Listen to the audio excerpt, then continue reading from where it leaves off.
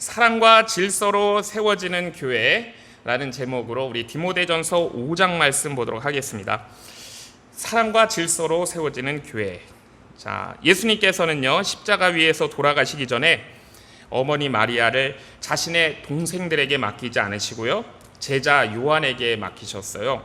그러면서 어머니 마리아에게 보소서 아들이니다 라고 하시고요, 그리고 제자 요한에게는 보라 내 어머니다 라고 말씀하셨습니다. 요한은 이제 그때부터 마리아를 자기 어머니처럼 모시고 살았습니다. 또 한 번은요, 예수님께서 말씀을 막 전하고 계시는데 사람들이 밖에 당신의 어머니와 동생들이 찾아왔다라고 얘기하니까 예수님께서는 누가 내 어머니며 내 형제들이냐라고 하시면서 누구든지 하나님의 뜻을 따라 행하는 자가 내 형제고 내 자매요 내 어머니다라고 하셨습니다. 자, 예수님께서 이 말씀을 통해서요, 우리 믿는 사람들 사이에 새로운 우리 가족 공동체가 세워질 것을 가르쳐 주신 거예요. 자, 그래서 우리 교회 안에서는요, 서로를 형제, 자매라고 이렇게 부르면서 기쁨과 슬픔을 함께 나누고 서로를 돌보는 아름다운 공동체가 이루어진 것입니다. 자, 우리가 규모가 큰 교회, 수만 명 모이는 그런 교회는 참 어렵겠지만, 특별히 작은 교회는 우리가 함께 예배하고 함께 기도하고 함께 삶을 나누면서 우리가 혈연 관계를 뛰어넘는 그런 가족 같은 사랑을 우리가 경험할 수가 있습니다. 자, 이것은 하나님께서 교회에 주신 너무나 큰 축복이에요. 자, 그런데 여기서 이제 한 가지 중요한 우리가 질문이 생길 수 있는 것이죠. 그러면 우리가 그리스도 안에서 이렇게 가족이 되었다면, 그러면 육신의 가족에 대한 책임은 우리에게 없어지는 것인가? 라는 질문을 할 수 있어요. 예를 들어서 부모님이 병드셨거나 연세가 많이 드셨을 때 자녀로서의 책임은 사라지고 교회가 대신해야 되는 것인가? 라는 우리가 질문을 할 수 있어요. 자, 그런데 오늘 우리가 본문에서 보았지만 분명히 그렇지 않다라고 말씀하고 계십니다. 하나님께서는 교회를 새로운 가족 공동체로 세우신 건 맞지만 동시에 가정의 책임을 맡기신 책임도 그대로 중요하게 보신다는 거예요. 부모를 공경하고 가족을 돌보는 책임은 여전히 자녀에게 있다라는 것을 말씀하고 계십니다. 그래서 오늘 본문을 통해서 하나님께서 세우신 가정과 이 교회가 각각 어떤 책임을 감당해야 되는지, 그리고 하나님의 가족인 교회가 어떤 질서와 사랑으로 세워져 가야 하는지를 우리가 함께 살펴보는 말씀이 디모데전서 5장 말씀입니다. 자, 우리 1, 2절 말씀 다시 한번 우리 읽어보도록 하겠습니다. 시작. 늙은이를 꾸짖지 말고 권하되 아비에게 하듯하며 젊은이를 형제에게 하듯하고 늙은 여자를 어미에게 하듯하며 젊은 여자를 1절 깨끗함으로 자매에게 하듯하라 라고 했습니다. 자, 아마도요, 이 말씀은 굳이 우리에게 말씀하지 않아도 우리가 다 알고 있는 것인데 이거를 강조해서 다시 말씀하시는 것 같아요. 자, 우리 예수님 믿는 사람들은 모두 다 예수 그리스도 안에서 우리가 새로운 피조물이라 그러잖아요.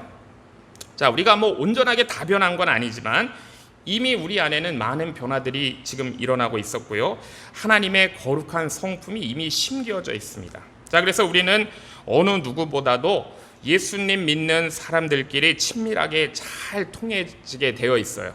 자, 그러나 어느 누구보다도 우리 예수님 믿는 사람들끼리 잘 통해지게 되어 있지만 아무래도 나이가 비슷하든지 그러면 더 잘 통하고 친밀할 수 있겠죠. 특히 말씀을 가르치고 또 배우는 사람과는 굉장히 가까워질 수 있게 됩니다.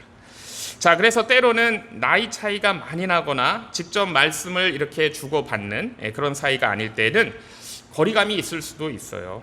자, 그러나 그럴 수 있는 기회가 적어서 그런 것이지, 누구나 우리가 만나가지고 이야기를 나누어 보면은 우리가 다 한 마음이고 우리가 같은 성령 안에 우리 안에 계시는구나라는 것을 우리가 확인할 수 있습니다. 자, 그래서 사도 바울은 높아심에서 이 말씀을 하신 것 같아요.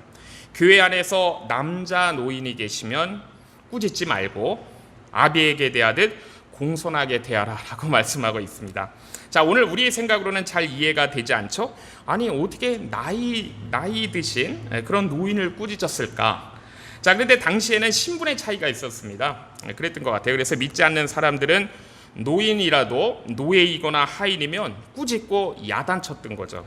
자, 그러나 그리스도 안에서는 그런 신분의 그런 차별을 다 뛰어넘어서 노예든지 하인이든지 노인을 보면은 다 부모를 대하듯이 공손하게 대하라라는 그런 말씀이에요. 자, 어떤 젊은이가 있는데 어떤 다른 사람의 하인이나 이 노예에게 공손하게 대한다 그러면 아마 사람들이 그걸 보고 굉장히 신선한 충격을 받았을 거예요. 예를 들어서 우리가 이제 조선시대로 예를 들어보면 조선시대에 어떤 양반 자제가 이제 구한말에 교회에 와서 이 상민인 이런 노인을 보면서 공손하게 그를 대한다 그러면 아마 주위 있는 사람들이 와, 교회는 정말 세상과 다르구나라는 것을 느꼈을 것입니다. 자, 특히 예수님 믿는 젊은 사람들이 자기 부모를 대할 때도 공손함이 굉장히 많이 필요합니다. 자, 요즘은 이런 젊은이들을 찾아보기 어렵지만은요, 옛날에 이제 제 때만 해도 부모님이 신앙을 반대하는 경우가 많았어요. 자, 그래서 교회 가지 못하도록 이렇게 막을 때는 그런 반감 때문에 부모님에게 반항하는 아이들도 있었습니다. 자, 그런데 사실 부모님에게 공손하게 잘 얘기하면은 어른들의 분노가 그렇게 오래 가지 않거든요. 이게 가라앉게 되어 있죠. 자, 그러나 굳이 노예나 하인이 아니라 하더라도 우리가 연세가 많이 드시고 이제 노인이 되시면 소외되기가 쉽고 또 말상대도 적어지게 되는데 이 교회 젊은이들이 정말 우리 노인분들한테 인사라도 따뜻하게 하면은 노인분들이 힘이 나게 되는 것이죠. 특히 노인분들과 젊은이들 사이에 대화가 잘 될까요? 잘 되지 않습니다. 왜냐하면 이렇게 노인들의 이야기 패턴을 들어보면은 주로 과거에 대한 이야기를 많이 하세요. 했던 말 또 하시고 또 하시고 계속 리피트 반복하는 데 비해서 젊은이들은 과거 얘기 주로 안 해요. 미래에 대해서 주로 얘기해 주기를 바라고 관심이 대상이 다르기 때문에 대화가 잘 안 되는 거예요.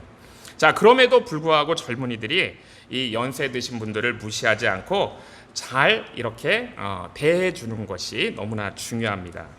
자, 독일 속담에는요, 노인들에게 행복을 위해서 젊은이들과 대화할 기회를 꼭 가지라는 속담이 있어요. 자, 이건 무슨 말이냐면은 연세 드신 분들이 젊은이들과 대화가 되려면 자기 자신도 생각과 그런 삶이 바뀌어져야 된다는 뜻이에요. 그래서 젊은이들과 대화라는 것입니다. 자, 그리고 젊은이들에게는 형제를 대하듯이 하라고 말씀하고 있어요. 아마 그 나이가 비슷한 성도들은 가장 친하게 되고 가장 그렇게 잘 통하는 사이가 될 겁니다. 자, 그렇지만 이렇게 연령이 비슷하면 교회 안에서도 또 조심해야 될 게 있어요. 자, 가까울수록 예의를 잘 지켜야 됩니다. 우리 예수님 믿는 사람들은요, 다 부화된 병아리 같고요, 지금 만들어지고 있는 요 크리스탈 그런 병과 같은 거예요. 만약 교회에서 친하다 그러면서 함부로 대해서 그 10년 가운데 마음에 상처가 생기면 그 상처가 쉽게 아물지 않아요. 자, 특히 먼저 믿은 분들이 새로 믿는 분들을 막 이용하려는 경우도 있어요. 자, 그럼 새로 믿는 분들은 시험에 들게 돼요. 만일 어떤 금전적인 관계 때문에 시험에 빠지게 되면은요, 그가 신앙도 완전히 버릴 수가 있습니다. 자, 전에 보니까 어떤 교회 다니는 사람한테 사기당해가지고 교회를 안 다니게 되었다라는 사람 얘기를 제가 들은 적이 있어요. 자, 그렇기 때문에 교회에서는요, 정말 가까울수록 서로 더 조심하고 예의를 지켜가지고 서로의 관계가 오래 유지될 수 있도록, 좋은 관계로 유지될 수 있도록 해야 되는 거예요. 자, 그렇게 하려면 사랑을 하지만 절제된 사랑을 할 줄 알아야 되는 것이죠. 자, 또 연로한 여성분, 어미에게 대하듯이 하라고 했습니다. 아마 당시 교회 안에도 나이 드신 할머니들이 많이 계셨던 것 같아요. 자, 그런데 어떤 의미에서는 정말 이제 그런 분들은 이 가슴 속에서 자녀들이 다 빠져나가 버린 거잖아요. 자식들 키워놓으니까 마치 오리들이 물 찾아 떠난 것처럼 다 떠나가 버렸어요. 자, 그러면 가슴이 얼마나 허전할까요? 자, 그런데 이제 그런 분들 가까이 해드리고 인사해드리고 또 음식도 대접해드리면 자식이 더 생긴 것처럼 이렇게 기뻐지시는 거죠. 자, 그리고 노인들이 이제 힘이 없고 뭐 돈이 없으신 분도 있을지 모르지만 이 노인분들이 사람 보는 눈은 또 정확할 때가 많습니다. 자, 그래서 할머니들의 신앙이 깨어있는 교회, 자, 그런 교회는 사실 시험에 잘 빠지지 않아요. 자, 어떤 교회는요, 제가 들어보니까 목사님이 굉장히 젊은 분이 왔는데 이 나이 드신 할머니 전도사님들이 딱 버티고 서가지고 완전히 보초를 서니까 이 목사님이 아무 문제 없이 목회를 잘했다라는 그런 이야기도 들은 적이 있습니다. 자, 그런데 역시 사도 바울도 이 젊은 여성들에게 오늘 본문에 보면 특히 주의를 주고 있어요. 우리가 2절에 보면은 젊은 여자를 1절 깨끗함으로 자매에게 하듯 하라고 했습니다. 자, 우리 기독교의 또 가장 무서운 점이 뭐냐면 남녀가 서로 형제 자매처럼 서로 친밀하고 가깝게 지낼 수 있다는 점이에요. 자, 그러나 역시 젊은 여자는 아름답고 젊기 때문에 서로가 유혹의 대상이 될 수 있는 거예요. 자, 그래서 1절 깨끗함으로 라는 말을 덧붙여 놓고 있는 것이죠. 어떤 유혹의 대상으로 생각하면 안 되고 자기 자신도 유혹이 되어서는 안 된다라는 말씀이에요. 자, 만일 다른 여자 성도를 이렇게 자기 누이로 생각한다면 좋지 않은 생각은 일체할 수 없을 거예요. 어떻게 누이에 대해서 나쁜 마음을 품을 수 있고 오히려 그 사람이 좋은 사람 만나가지고 행복해지기를 그렇게 빌어주겠죠. 자, 만약 교회가요 이렇게 윤리적으로 부패하거나 타락하게 되면은 교회는 더 이상 교회가 될 수 없다라는 말씀입니다. 자, 그리고 초대교회는요 이제 처음부터 교회 안에서 어려운 성도들을 위해 헌금하고 또 양식을 나누고 구제하는 일을 초대교회 때부터 우리가 심쓴 걸 볼 수 있어요. 우리가 사도행전 보면은 그 오순절 예루살렘에서 시작된 초대교회에 과부들을 적극적으로 돌봤던 것을 우리가 알 수 있잖아요. 자, 이러한 구제는요 교회 안에서 이제 계속 되어 왔고요. 자, 그렇기 때문에 지금 사도 바울이 디모데에게 이 편지를 보낼 당시에도 이미 과부를 돌보는 제도가 교회 안에 완전히 정착되어 있구나라는 걸 우리가 볼 수가 있습니다. 자, 그런데 오늘 본문에 보니까 사도 바울은 과부라고 해서 또는 단지 나이 많은 성도라고 해서 누구나 교회의 도움을 받아야 한다라고 말씀하지 않고 있어요. 자, 오히려 분명한 기준을 세워가지고 교회가 마땅히 돌봐야 할 사람들을 책임 있게 돌보라고 가르치고 있는 게 오늘 본문입니다. 자, 우선 성경은 교회 안에서 참 과부를 존경하라고 말씀하고 있어요. 경대하라, 존경하라. 자, 여기서 우리는 아니 과부면 다 같은 과부지 참 과부는 뭐고 과부가 아닌 건 그런 과부는 또 뭔가라고 생각할 수 있어요. 자, 그래서 영어 성경 어떤 번역을 보면은요 참 과부를 어떻게 번역했냐면 정말로 도움이 필요한 과부 뭐 이렇게 번역을 하기도 했습니다. 자, 그렇지만 우리가 이 본문의 의미를 사실 실제로 잘 살펴보면 교회 안에는 당시 교회 안에는 이미 이 참 과부라는 개념이 분명하게 자리 잡고 있었다는 것을 우리가 알 수가 있습니다. 자, 5절 말씀 한번 보면은요 참 과부로서 외로운 자는 하나님께 소망을 두어 주야로 항상 간구와 기도를 하거니와 라고 했습니다. 자, 그러니까 참 과부는요 단순히 남편을 잃은 과부를 말하는 게 아닌 거예요. 하나님께 소망을 두고 교회 안에서 오직 기도에 헌신하면서 남은 삶을 하나님과 성도들을 위해 드리는 사람, 자, 이 사람이 바로 참 과부라는 것이죠. 자, 그리고 이러한 사람들은 평소에도 아주 오랫동안 교회를 섬겨왔고 선한 삶을 살아온 사람들임을 말씀하고 있습니다. 우리 9절에서 10절 말씀 한번 다시 보겠습니다. 9절에서 10절입니다.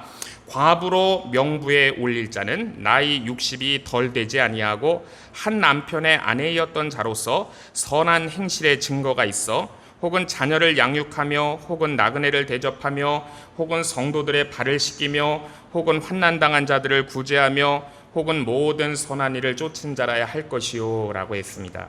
자, 그러므로 참가부라는 것은 단순히 남편을 잃은 사람이 아니라 평생 교회에서 봉사와 선한 일에 최선을 다해서 수고하고 결혼 생활에도 흠이 없는 사람인데 노년에 이르러서 교회 앞에서 이제 내가 다른 일은 일체 하지 않고 다른 사람을 위해 오직 하나님의 교회와 성도를 위해 기도하는 일에 내 남은 삶을 드리겠다라고 서약할 때, 자, 그러면은 그 사람을 그 명부에 올려가지고 참가부로 인정을 하게 했던 거예요. 자, 즉 참가부는 단순히 생활이 어려운 사람을 뜻하는 것이 아니고 평생 충성스럽게 하나님을 섬기다가 마지막까지도 그 기도의 사명을 감당하기로 헌신한 사람이었습니다. 자, 어떻게 보면 그 옛날에 여자 전도사님들이나 뭐 전도 부인 같은 것들이 있었는데요. 그와 같은 삶을 살아온 분들 가운데서 이제 남은 삶도 온전히 기도에 바칠 그런 사람만 참 과부가 되었던 거예요. 자, 그렇기 때문에 단지 연세가 많다고 해서 교회가 모든 책임을 져야 한다는 게 아니라는 걸 말씀하고 있어요. 오히려 교회는 자녀들이 부모를 공경하고 책임지도록 가르쳐야 된다는 거예요. 자, 그래서 4절 말씀을 보면은 이렇게 말씀하고 있습니다. 만일 어떤 과부에게 자녀나 손자들이 있거든 저희로 먼저 자기 집에서 효를 행하여 부모에게 보답하기를 배우게 하라. 이것이 하나님 앞에 받으실 만한 것이니라 라고 했습니다. 그러니까 여기서 이제 중요한 것은 뭐냐면 노년의 성도들을 교회가 돌보는 일에 있어서 이제 교회와 가정의 역할을 하나님께서 분명하게 구분하고 계신다는 거예요. 부모님을 모시고 돌보는 일은 무엇보다 자녀들이 감당해야 될 몫이라는 것입니다.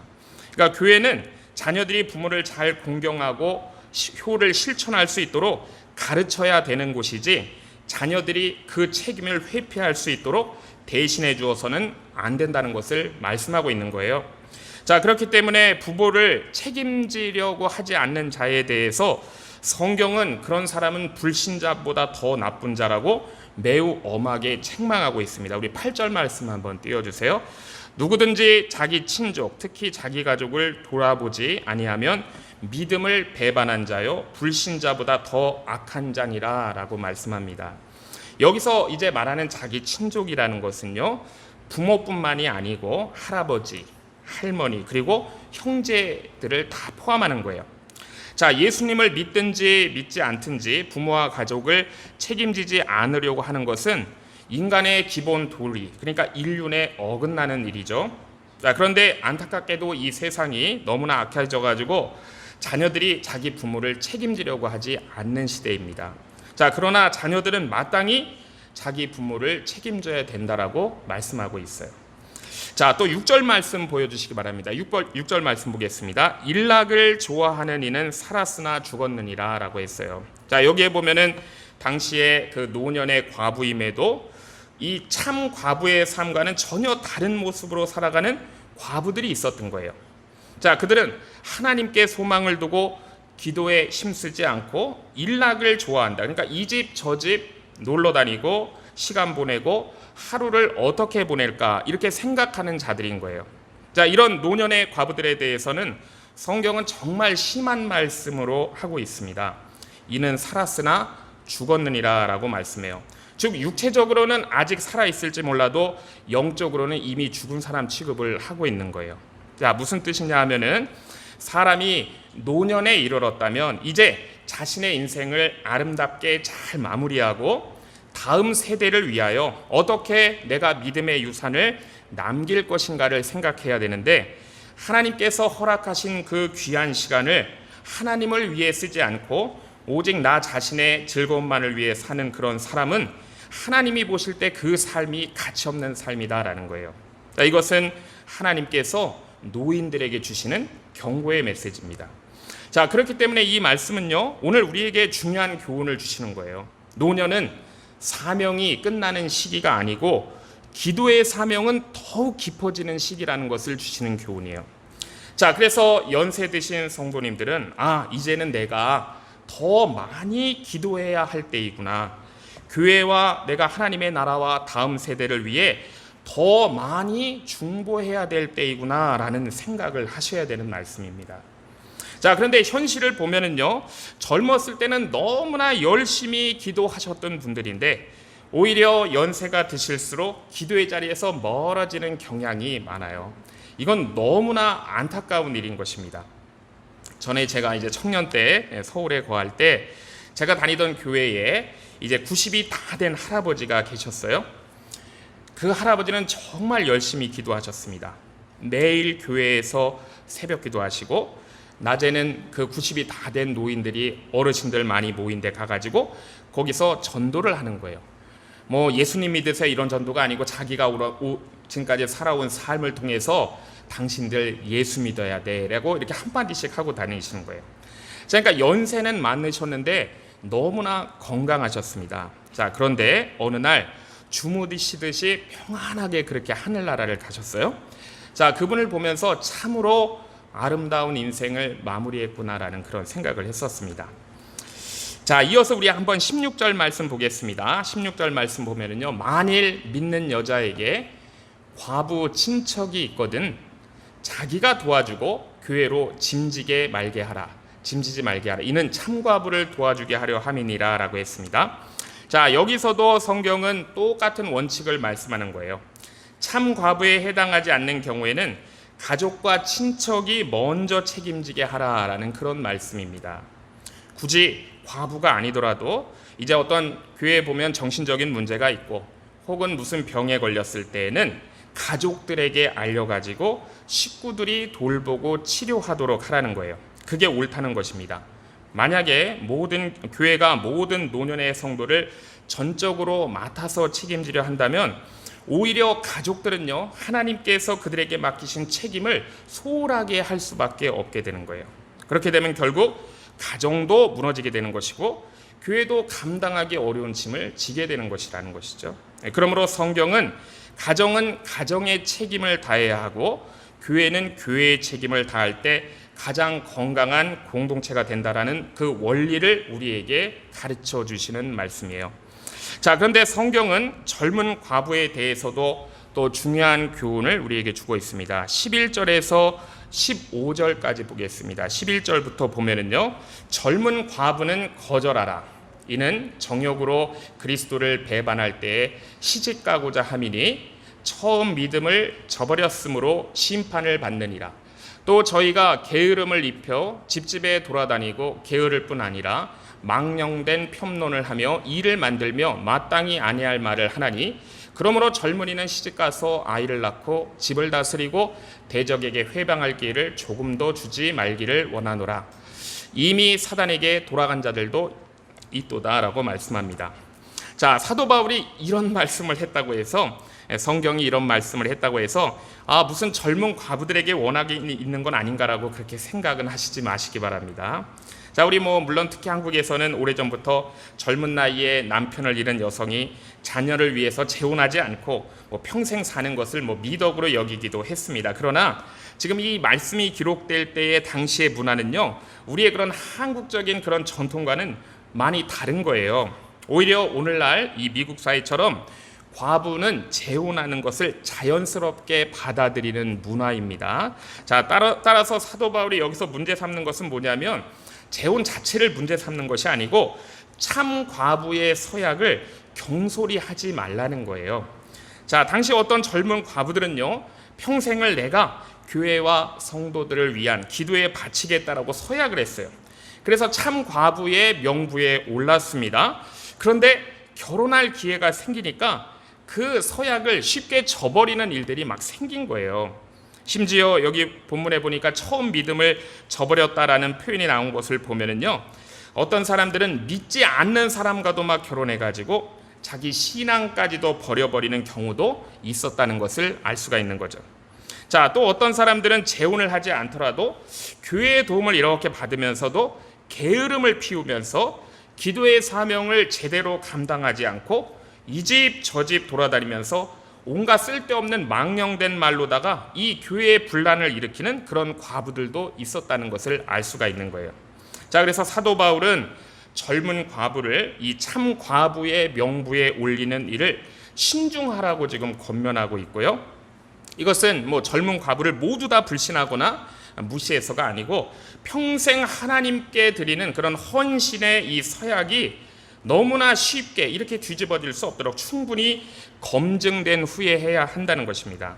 그래서요, 이 참과부의 자격을 아예 60세 이상으로 제한하라고 하고 있는 거예요. 오랫동안 신앙과 섬김이 검증된 그 사람만 정말 참과부의 명부에 올리라는 것입니다. 자, 오늘날 우리에게는요, 이런 당시와 같은 교회의 참과부 제도는 없어요. 그렇기 때문에 오늘 이 말씀 문자 그대로 우리에게 적용할 필요는 없지만, 자, 그렇지만 본문이 오늘 우리에게 주시는 분명한 교훈은 있죠. 우리 모든 그리스도인, 과부, 호렙이 젊고 노인이고 이런 것이 아니고 우리 모든 그리스도인들에게 주시는 분명한 교훈이 있습니다. 자, 하나님 앞에 드리는 헌신은 결코 가볍게 약속해서는 안 된다는 것이고, 한번 하나님께 드린 서약은 끝까지 신실하게 지켜야 된다는 거예요. 또한 하나님께서는 이 젊은 과부들이 무리하게 평생 독신으로 남기를 요구하지 않으신다는 거예요. 오히려 믿음 안에서 건강한 가정을 이루어 가지고 자녀를 잘 양육하면서 하나님을 섬기는 것이 귀한 사명이라고 오히려 결혼을 권하고 있는 것입니다. 자, 이제 17절 이하 이제 마지막 부분을 보면은요, 여기는 이제 교회를 섬기는 목회자에 대한 예우와 그리고 디모데를 향한 사도 바울의 개인적인 권면에 대한 말씀이 나오고 있습니다. 17절에서 18절 말씀을 한번 보겠습니다. 잘 다스리는 장로들을 배나 존경할 자로 알되 말씀과 가르침에 수고하는 이들을 더할 것이니라. 성경에 일렀을 때 곡식을 밟아 떠는 소의 입에 망을 씌우지 말라 하였고 또 일꾼이 그 삭슬 받는 것이 마땅하다 하였느니라. 자, 성도들은 하나님의 말씀을 가르치는 이 목회자를 귀하게 여겨야 된다는 거예요. 자, 왜 그러냐 하면은 교회에서 가장 중요한 것이 하나님의 말씀이 바르게 선포되고 증거되는 일이기 때문이에요. 자, 목회자는 하나님의 말씀을 마치 이 보화가 숨겨진 금광처럼 여기면서 정말 주야로 그 말씀을 연구하고 묵상해서 하나님의 뜻을 찾는 일에 힘써야 되는 사람입니다. 자, 그런데 이제 성도들이 말씀보다 세상의 가치와 기준을 더 중요하게 여기게 되면은요, 말씀을 전하는 목사의 직분이나 사명도 가볍게 생각하고 우습게 생각하기 때문이에요. 왜냐하면 이 목회자의 직분이 세상 직분이 아니기 때문에 세상적인 관점에서 보면 이거 아무것도 아니다라고 생각하는 것이죠. 그래서 무시하거나 업신여기고 내 마음에 맞는 말만 해주기를 요구하게 되는 거예요. 자, 만일 목회자가 이제 그런 요구에 타협하게 되면은요, 그 목사는 이제 우리 구약 성경에 나오는 예레미야서에 나오는 거짓 선지자가 되고 마는 것이죠. 그러면 결국 교회는 참된 말씀을 잃게 되는 것이고 성도들의 영혼도 점차 메말라가고 결국은 죽게 되는 거예요. 자, 그러므로 성도들의 내 영혼이 건강하게 살기 위해서라도 우리 성도들은 하나님의 말씀을 맡아 섬기는 이 목회자를 존중하고 귀히 여겨야 된다라는 그런 말씀이에요. 자, 또한 교회는 이 목회자가 말씀과 기도의 사역에 전념할 수 있도록 도와야 된다는 것입니다. 자, 이것은 그냥 목회자 개인을 위한 배려 때문에 하신 말씀이 아니고 말씀 사역을 위한 배려인 거예요. 자, 사도 바울도 일꾼이 그 삭슬 받는 것이 마땅하다라고 말씀했고요. 곡식을 밟아 떠는 소의 입에 망을 씌우지 말라라는 말씀은 고린도서에도 또 나올 말씀입니다. 자, 이 말씀을 전하는 자의 필요를 교회가 책임 있게 돌아보라고 가르치고 있는 것인데 이것은 너무나 중요한 말씀과 기도의 사역에 전념할 수 있도록 도우라라는 뜻이에요. 왜냐하면 목회자가 하나님의 말씀을 깊이 연구하고 성도들에게 바르게 전하기 위해서는 사실 많은 시간과 집중이 필요해요. 또한 이 말씀을 준비하는 일이라는 것이 단순히 어떤 지식적인 일에 그치는 것이 아니고 하나님 앞에서 내 마음을 들여다보고 다스려야 되고요. 성령의 인도하심을 구해야 되고요. 이 기도하는 이런 영적인 사역이기 때문입니다.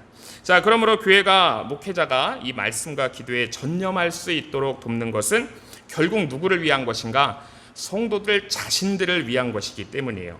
자, 목회자가 하나님 말씀을 충실하게 준비할 수 있을 때 성도들은 더욱 풍성한 그런 영의 꼴을 공급받을 수 있게 되는 것이고 믿음 안에서 건강하게 성장해 나갈 수가 있기 때문입니다. 자, 그리고 사도 바울은요, 여기 장로에 대한 고발에 대해서 매우 신중하게 다루라고 말씀하고 있어요.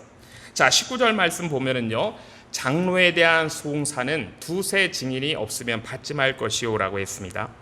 여기서 장로는 오늘날의 장로를 얘기하는 것이 아니고 당시의 교회를 다스리고 말씀을 맡은 지도자를 얘기하는 거예요.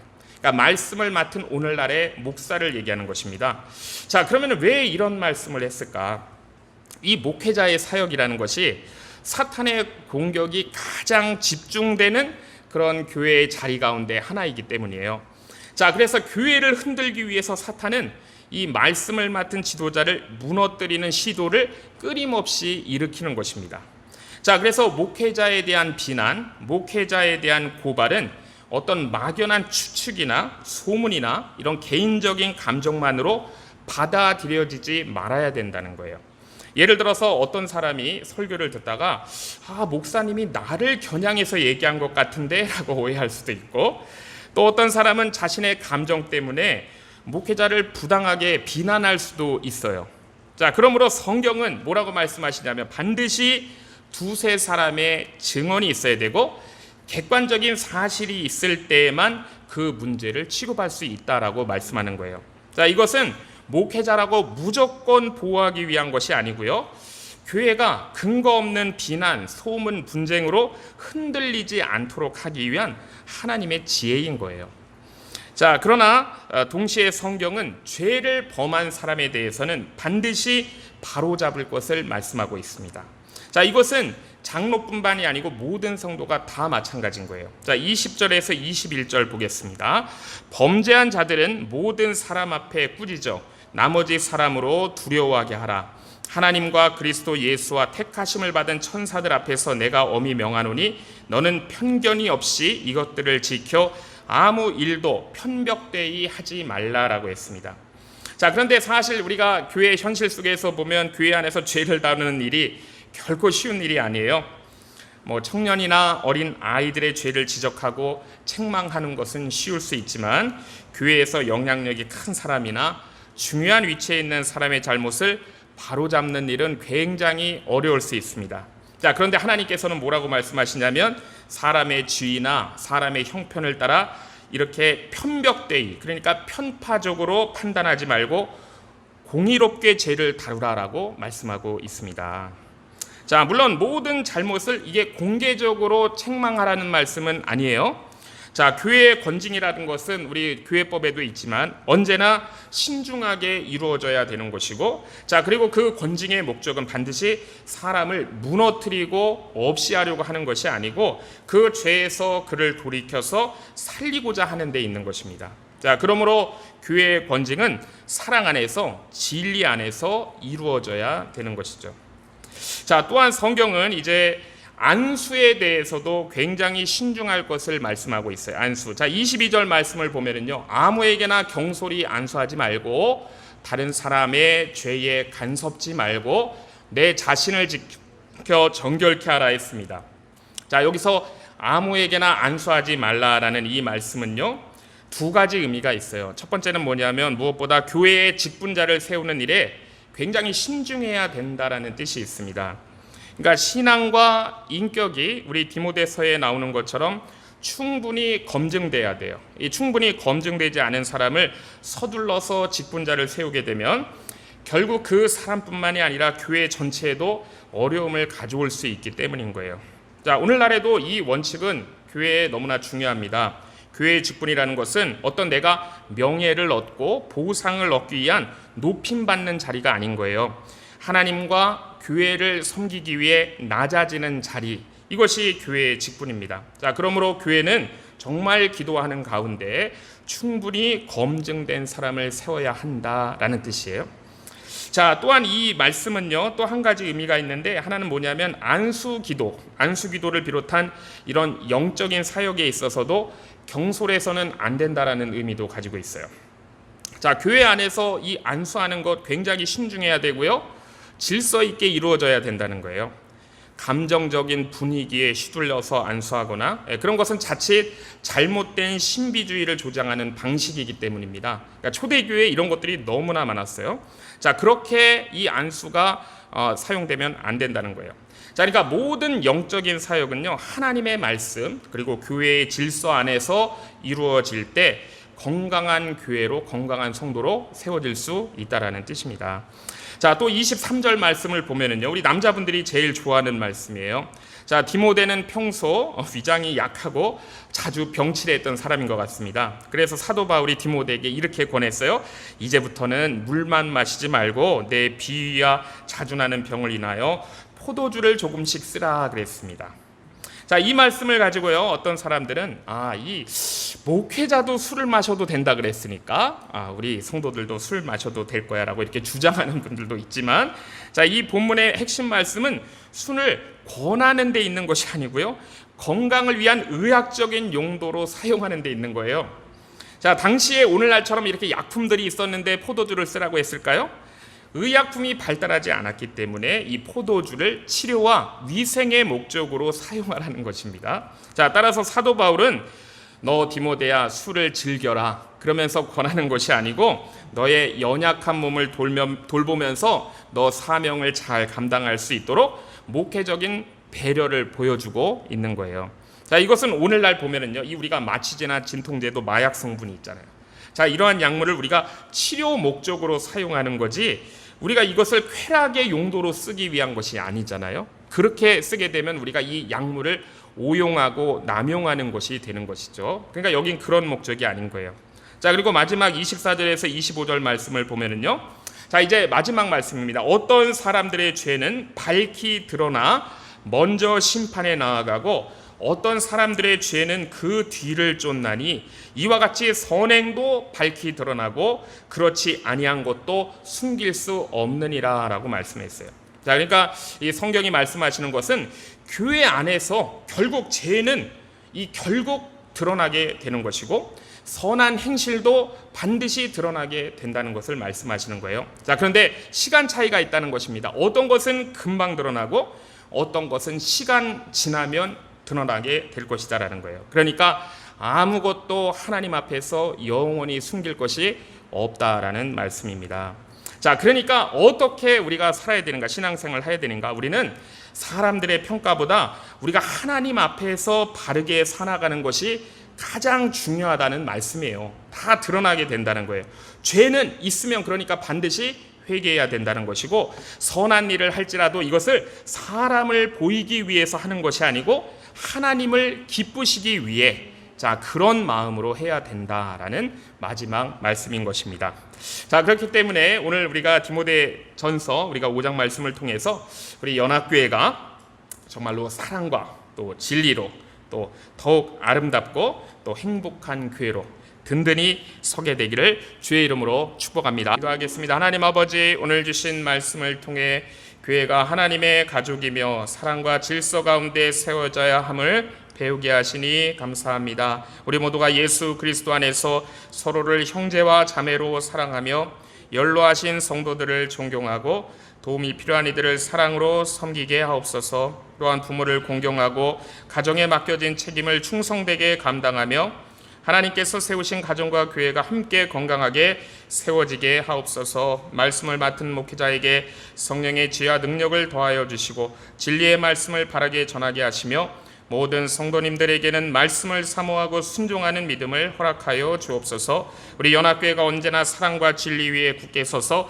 하나님께 영광 돌리는 아름다운 교회 되게 하시고 이웃들에게 우리 교회를 두신 곳에 그리스도의 사랑을 나타내는 복된 공동체 되게 하여 주시옵소서.